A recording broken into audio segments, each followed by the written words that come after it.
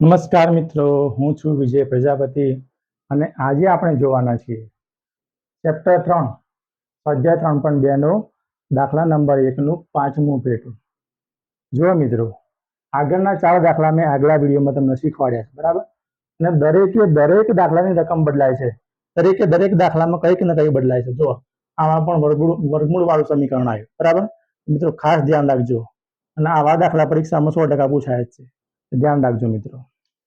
જો સમીકરણ એક છે કે વર્ગમૂળમાં 2x વત્તા વર્ગમૂળમાં 3y બરાબર 1. આને આપણે સમીકરણ નંબર 1 નામ આપીએ. બીજું સમીકરણ છે વર્ગમૂળમાં 3x માઇનસ વર્ગમૂળમાં 8y બરાબર 0. આ સમીકરણ નંબર 2. ચલો મિત્રો, હવે શું કરવાનું? પહેલાં જોવાનું કે માઇનસ વાળું સમીકરણ કયું છે. માઇનસ વાળું સમીકરણ કયું છે? તો નીચે વાળું. ચલો આનો ઉપયોગ કરીએ આપણે. વર્ગમૂળમાં 3x માઇનસ વર્ગમૂળમાં 8y બરાબર 0. આમાં વર્ગમૂળમાં 3x એટલે આને સૂત્રણ કરતા બનાવીએ. વર્ગમૂળમાં 3x ને આપણે સૂત્રનો કરતા બનાવ્યો, બરાબર. તો વર્ગમૂળમાં 8y માઇનસ 8y કઈ જાય કે પેલી બાજુ જાય, એટલે કેવા થાય કે પ્લસ વર્ગમૂળમાં 8y. હવે x બરાબર વર્ગમૂળમાં 8y તો વર્ગમૂળમાં 3y કઈ ગયા, તો 3y આવે વર્ગમૂળમાં છેદમાં આવ્યા, કઈ ગયા એટલે છેદમાં વર્ગમૂળમાં 3. આ આપણને મળ્યું સમીકરણ નંબર 3. હવે સમીકરણ 3 ની કિંમત શેમાં મૂકવાની વિચારો? તો સમીકરણ 3 ની કિંમત સમીકરણ 1 માં મૂકવાની. કેમ 1 માં મૂકવાની? સમીકરણ 2 નો આપણે ઉપયોગ કર્યો છે એટલા માટે. તો લખીએ કે સમીકરણ 3 ની કિંમત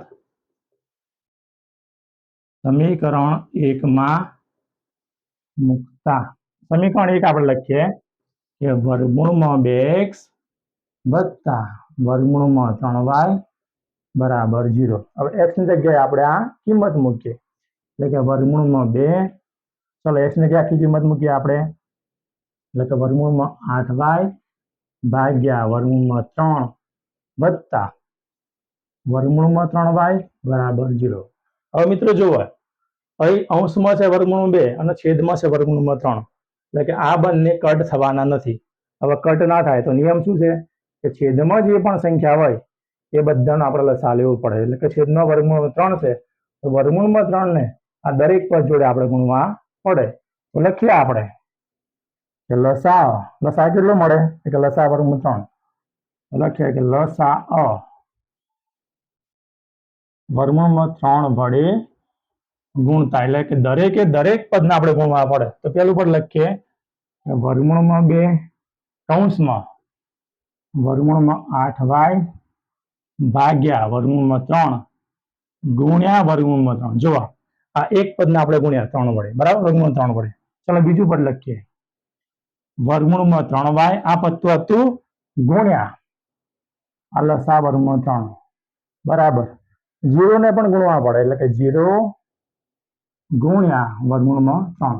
તો જો મિત્રો, વર્ગમૂળમાં 3 ને વર્ગમૂળમાં 3 ઉડી ગયા. મળ્યું કેવું કે વર્ગમૂળ 2 ગુણ્યા વર્ગમૂળ 8 એટલે કેટલા મળ્યા કે 8 દુના વર્ગમૂળમાં 16y વત્તા વર્ગમૂળમાં 3y ગુણ્યા વર્ગમૂળ 3 એટલે કે વર્ગમૂળમાં 9y બરાબર 0 ગુણ્યા વર્ગમૂળ 3 કેટલા થાય?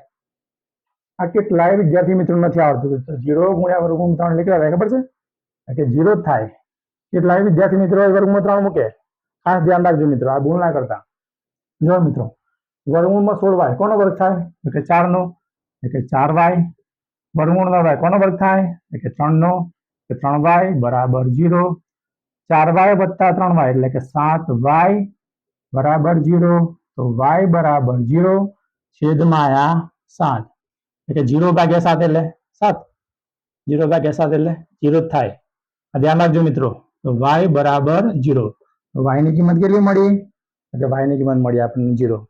હવે જે y ની કિંમત મળી એ કયા સમીકરણમાં મૂકવાની? તો y ની કિંમત સમીકરણ 3 માં મૂકતા. તો લખીએ y ની કિંમત સમીકરણ 3 માં મૂકતા. મિત્રો થોડા અક્ષરનું પ્રોબ્લેમ છે એટલે ધ્યાન રાખજો, બરાબર. ચલો સમીકરણ 3 આપણે લખીએ x બરાબર વર્ગમૂળમાં 8y ભાગ્યા વર્ગમૂળમાં 3. આ સમીકરણ 3 છે. ચલો હવે આપણે એની કિંમત મૂકીએ, y ની કિંમત. એક્સ બરાબર વર્ગમૂળમાં 8, વાય બરાબર કેટલા મળ્યા? તો કે 0 ભાગ્યા વર્ગમૂળમાં 3. ચલો મિત્રો આ બાજુ ધ્યાન રાખજો. એક્સ બરાબર વર્ગમૂળમાં 8 ગુણ્યા 0. કોઈ પણ સંખ્યાનો 0 સાથે ગુણાકાર કેવો મળે? 0 જ મળે. એટલે વર્ગમૂળમાં 8 ગુણ્યા 0 કેટલા થાય? 0 ભાગ્યા વર્ગમૂળમાં 3 એટલે છેદમાં વર્ગમૂળ 3 હતા. ચલો 0 ભાગ્યા વર્ગમૂળ 3. હવે મેં તમને કીધું 0 ભાગ્યા 7 બરાબર 0. તો 0 ભાગ્યા વર્ગમૂળ 3 બરાબર કેટલા થાય? x બરાબર 0. જો મિત્રો y ની કિંમત પણ 0 મળી અને x ની કિંમત પણ 0 મળી. મિત્રો હું ધોરણ 10 ના દરેક દાખલા તમને YouTube પર બનાવવાનો છું. જો મિત્રો તમને મારા વિડીયો ગમે તો વિડીયોને લાઈક કરજો, શેર કરજો અને તમારા મિત્રો સુધી પહોંચાડજો અને ચેનલને પણ સબસ્ક્રાઇબ કરજો.